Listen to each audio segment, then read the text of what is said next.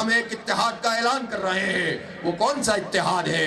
اب وہ پرانے پارٹیوں والے اتحاد، ان کو الوداع کہنے کا وقت آ گیا ہے۔ اب اتحاد ہے جماعت اسلامی کا۔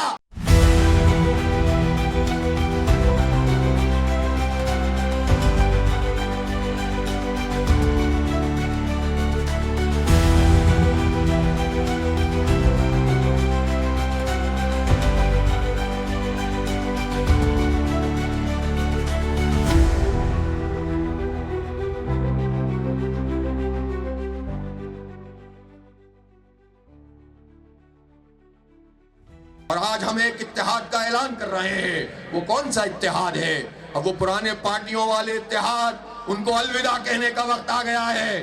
اب اتحاد ہے جماعت اسلامی کا اور عوام کا اتحاد، مزدوروں کا اتحاد، کسانوں کا اتحاد، طالب علموں کا اتحاد، ڈاکٹر اور انجینئر کا اتحاد۔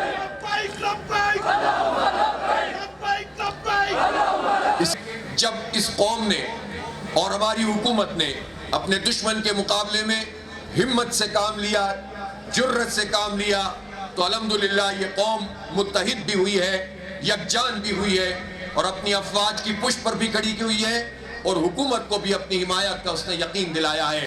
جب بھارت نے 370 اور 35A جو آرٹیکل اس کے تھے وہ ختم کیے، اور کشمیر پر اس نے اپنا قبضہ جمانے کی کوشش کی، اور اس کا اسپیشل اسٹیٹس ختم کیا، تو ہونا یہ چاہیے تھا کہ جو جنگ ابھی لڑی گئی ہے یہ 2019 میں لڑی جاتی، لیکن اس وقت تو بدقسمتی سے ہمارا آرمی چیف یہ کہتا تھا کہ ہمارے ٹینکوں میں پیٹرول نہیں ہے، اور وزیر اعظم کہتا تھا کہ میں انڈیا پہ حملہ کر دوں۔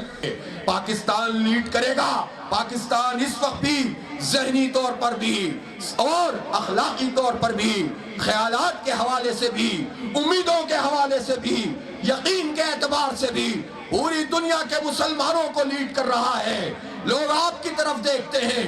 ہم نیوکلیئر پاور بھی ہیں، اور اب ہم ایک مستحکم فوجی طاقت بھی ہیں، لہٰذا ہماری یہ طاقت جہاد فی سبیل اللہ کا مطلب یہ ہے کہ مظلوموں کی مدد کی جائے۔ ہم غزہ کے پشتیبان ہیں۔ ہمارا غزہ سے رشتہ اور فلسطین سے رشتہ کیا ہے؟ کیا علاقے کا ہے؟ کیا علاقے کا ہے؟